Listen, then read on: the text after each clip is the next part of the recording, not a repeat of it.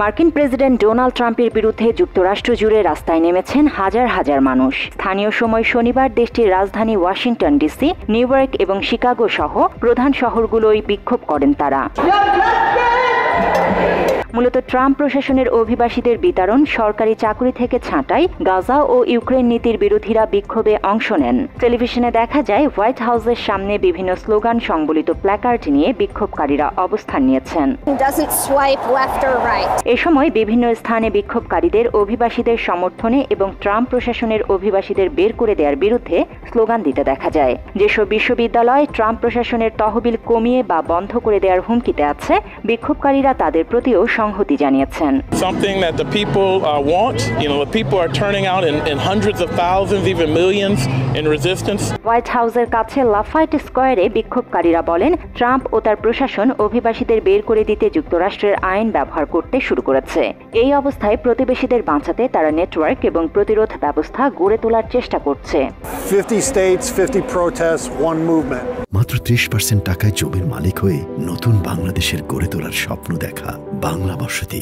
কোনো বিক্ষোভকারীকে ফিলিস্তিনি পতাকা ওড়াতে এবং ফিলিস্তিনি রুমাল কেফিয়ে গলায় জড়াতে দেখা গেছে। তারা ফিলিস্তিনিদের নির্বিচারে হত্যার প্রতিবাদ জানান। অনেকে ফ্রি প্যালেস্টাইন বা ফিলিস্তিন মুক্ত বলে স্লোগান দেন। বিক্ষোভকারীদের কাউকে কাউকে ইউক্রেনের পতাকা বহন করতে দেখা গেছে। তারা রাশিয়ার প্রেসিডেন্ট ভ্লাদিমির পুতিনের প্রতি আরও কঠোর হতে ওয়াশিংটনের প্রতি আহ্বান জানান।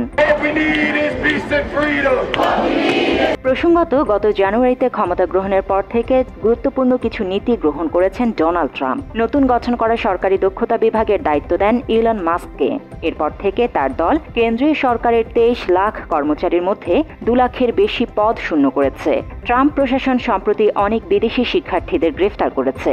তাদের অনেককে দেশে ফেরত পাঠানোর চেষ্টা চলছে। এসব শিক্ষার্থীদের অনেকে ফিলিস্তিনপন্থী বিক্ষোভে অংশ নিয়েছিলেন। বর্তমান প্রশাসনের জলবায়ু পরিবর্তন ও স্বাস্থ্য নীতি নিয়েও অনেকের আপত্তি রয়েছে। অধিকার গোষ্ঠীগুলো ট্রাম্পের এসব নীতির সমালোচনা করে আসছে।